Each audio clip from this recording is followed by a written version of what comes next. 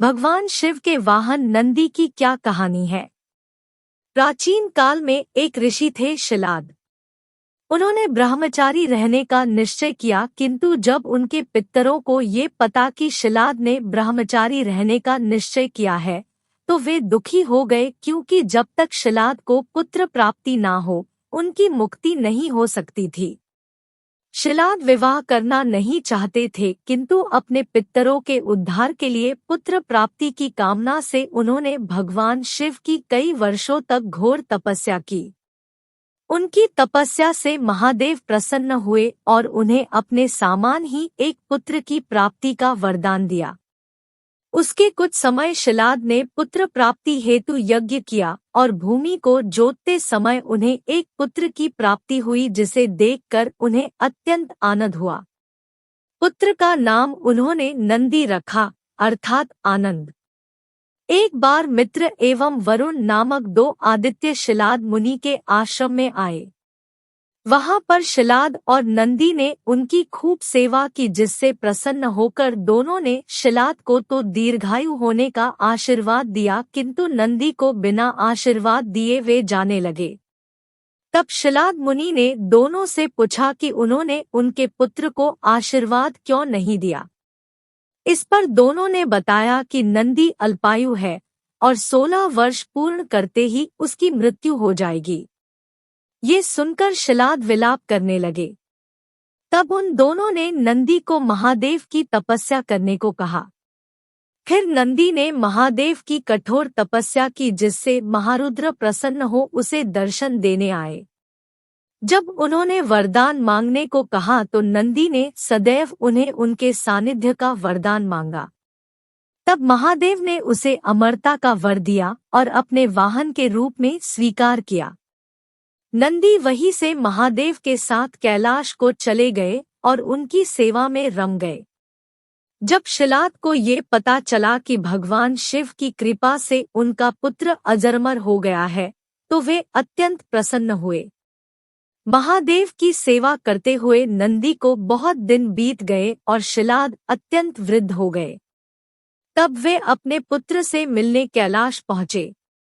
नंदी अपने पिता को देखकर बड़े प्रसन्न हुए और उनकी खूब सेवा की।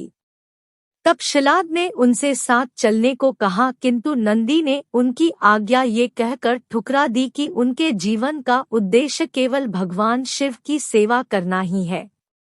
तब शिलाद मुनि से भगवान शिव से प्रार्थना की कि अब इस वृद्धावस्था में वे उनके पुत्र को उनके साथ भेज दें। ये सुनकर भगवान शंकर ने उन्हें अपने पिता के साथ जाने की आज्ञा दी। नंदी महादेव की आज्ञा मानने को विवश थे, इसी कारण भरे मन से वे शिलाद के साथ लौट तो गए, किंतु उनके प्राण कैलाश में ही रह गए। अपने आराध्य से दूर होने के कारण नंदी का स्वास्थ्य प्रतिदिन बिगड़ने लगा।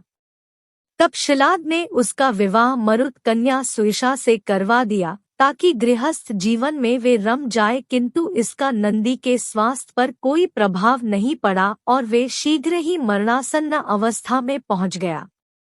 जब शिलाद मुनि ने देखा कि उनके पुत्र के प्राण संकट में हैं, तब उन्होंने भगवान शिव से उसे बचाने की प्रार्थना की। अपने भक्त को इस अवस्था में देखकर वे तुरंत आश्रम पहुंचे और नंदी को स्वस्थ कर दिया। तब शिलाद मुनि समझ गए कि नंदी महादेव के बिना जीवित नहीं रह सकता, इसीलिए उन्होंने उसे सुईषा के साथ कैलाश जाने की आज्ञा दे दी। एक बार महादेव देवी पार्वती के साथ अंतःपुर में थे और उन्होंने नंदी को द्वार की रक्षा करने को कहा।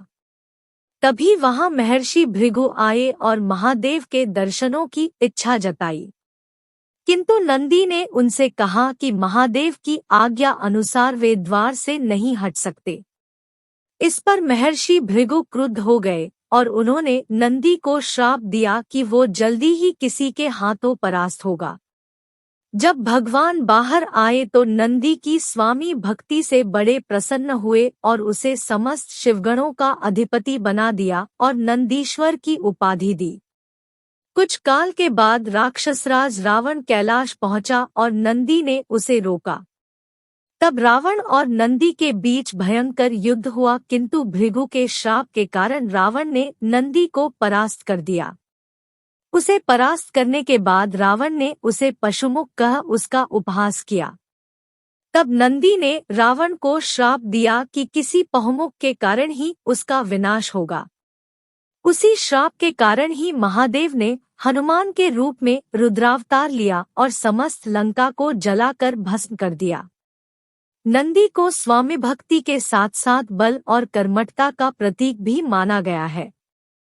श्रीराम के अश्वमेध यज्ञ के जब श्रीराम की सेना ने वीरमणि के राज्य पर आक्रमण किया तो शिवगणों के साथ उनका भयानक द्वंद्व हुआ।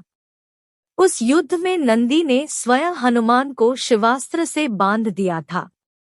जब देवी सती ने दक्ष के यमकुंड में आत्मदाह कर लिया था तो वीरभद्र के आने से पहले नंदी ने अकेले ही दक्ष की सेना का संहार कर दिया था। यही नहीं, कई जगह इस बात का भी वर्णन है कि श्री गणेश और कार्तिकेय को अपनी पहली युद्ध शिक्षा नंदी से ही प्राप्त हुई थी। एक कथा के अनुसार देवी पार्वती ने भगवान शिव से वेदों का रहस्य जानने का अनुरोध किया। ये ज्ञान इतना गूढ़ था कि भगवान शिव देवी पार्वती को लेकर अमरनाथ की गुफा में गए ताकि देवता भी इस रहस्य को ना जान सके। मार्ग में वे चंद्र, वासुकी इत्यादि सभी चीजों का त्याग करते गए। गुफा पर पहुंचकर वे नंदी को भी वही छोड़ते हुए कहते हैं कि वत्स, मैं तुम्हें सबसे अंत में त्याग रहा हूं क्योंकि तुम मुझे सब प्रिय हो। वेदों का ज्ञान देने से पहले वे पार्वती से कहते हैं कि अगर उन्होंने ये ज्ञान पूरा ना सुना तो वे उनसे बिछड़ जाएंगी। देवी पार्वती के आश्वासन देने पर भगवान शिव कथा प्रारंभ करते हैं, किंतु देवी बीच में ही सो जाती गई। इस कारण वे शिव से दूर हो गई और अगले जन्म में एक मछुआरे के यहाँ जन्मी। उनके पिता ने शर्त रखी कि जो भी मछुआरा इस विश्व की सबसे बड़ी मछली को मरेगा वे उसी से उनका विवाह करेंगे। तब भगवान शिव एक मछुआरे के वेश में वहां आए और नंदी ने एक बहुत बड़ी मछली के